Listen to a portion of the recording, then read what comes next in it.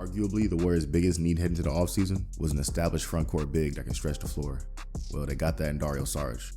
The Warriors only had veteran minimum contracts to work with, so getting a player like Dario that checks multiple boxes for Golden State was a key pickup. Not because Dario is some elite player that changes the Warriors' ceiling, but because his size and versatility makes a lot of lineup combinations work. And with the Warriors' financial restrictions, getting him on a minimum was huge. One of the Warriors' biggest problems last year, outside of their lack of size off the bench, was lack of versatility. And due to that lack of versatility, they found themselves having to overcompensate by playing smaller, more flawed lineups to get more shooting on the court. The problem is, unlike past iterations of the Warriors, last year, they didn't have the versatility to go small and still maintain an elite defense. So they usually had to make a choice: go small to get more space on the floor, or stay big to stabilize the defense and rebounding. But their Draymond Looney too big lineup presented its own problems in the postseason. Them suckers in LA did a good job exploiting the Warriors like a frontcourt shooting, I'll give them that. They sagged off Draymond and Looney and had AD roaming the paint like a goddamn free safety. Without a reliable stretch big, the Warriors basically ran out of counters against the Lakers.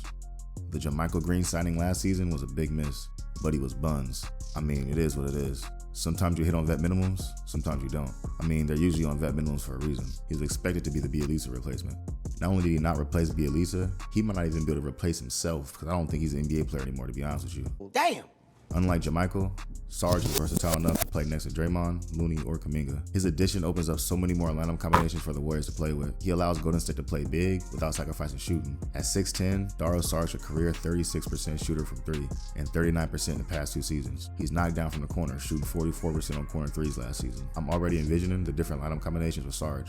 One lineup I've been thinking about that I can definitely see the Warriors trying is a Curry, GP2, Wiggins, Saric, Green lineup. This lineup tilts more defense heavy with GP2, Wiggins, and Draymond, but you still have a capable offensive lineup built around Steph and Wiggins, with Saric spacing the floor. Another thing I like about this lineup is you have 2 slashers in GP2 and Wiggins, 2 playmakers in Steph and Draymond. Then you have Dario, who's a good shooter and connective passer. By the way, man, Saric is an underrated secondary playmaker. What excites me most about Saric's playmaking is his short roll passing. He gives the Warriors another big, outside of Draymond, who can make quick decisions with the ball in short roll situations. Here's an example of some of Saric's playmaking abilities. Alright, first clip. He sets the screen, gets the ball on a move, rolling to the rim, and whoop! An immediate and one pass to the corner. His processing speed as a big man in these situations is pretty impressive, and it's something the Warriors are for sure going to take advantage of. Alright, next clip. He catches the ball at the free throw line and leaves the cutter with an immediate bounce pass for an and one reverse. Next clip. Once Aiden starts his post up, he immediately cuts and dishes a no-look pass to the corner for a wide open 3. Another aspect of Saric's game that's underrated is his ability to attack a closeout and make plays for others. Let's check out a few clips so you can see what I'm talking about. First clip. He leaves the corner to give his teammate a better passing angle.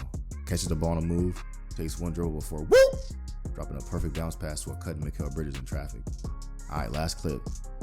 He does a handoff, gets the pitch back, then again an immediate bounce pass to the big man in the paint. He's more than capable of being a secondary playmaker who can make quick decisions off the catch.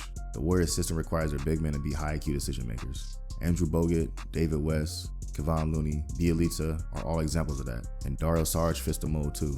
He's gonna fit perfectly into this Warriors offense. Hey yo, shout out to Cliff Paul, man. I'm sure he played a big part in recruiting his old teammates at Golden State. They played a season and a half together in Phoenix. And in their first season together back in 2020-2021, CP3 dished 41 assists to Saric. So they already have an established chemistry, and that's going to be huge for the Warriors off the bench. They run a lot of pick and pop actions, which is a dynamic the Warriors offense was missing last season, with no reliable big after losing Ottawa and Bielitsa. First clip. Alright, let's take a look. One thing you notice is their patience playing off each other. When the first pick didn't get CP open, Dario's quick to set a second pick to assure CP gets an advantage. Then you see the pitch back for the 3 and splash. Although not elite, Saric is a solid pick and roll option too. The key difference that sets Saric apart from Otto Porter is the ability to act as a dive man in the pick and roll. Saric may not have the athletic burst and vertical leap that most traditional CP3 pick and roll partners have, but he has enough juice as a roll man to finish CP3's perfectly placed passes. Alright, here we go. CP calls for a screen. Both defenders commit to Chris Paul, who dumps it off to Saric rolling to the rim. He hits Embiid with 3 pump fakes before finishing over him. Last clip. Alright, he sets the screen, gets downhill, and gets to his floater. It wasn't pretty, but it went in. A 6'10 big that's comfortable getting to his floater. That's impressive, man. I mean, he was a lottery pick for a reason. He's talented.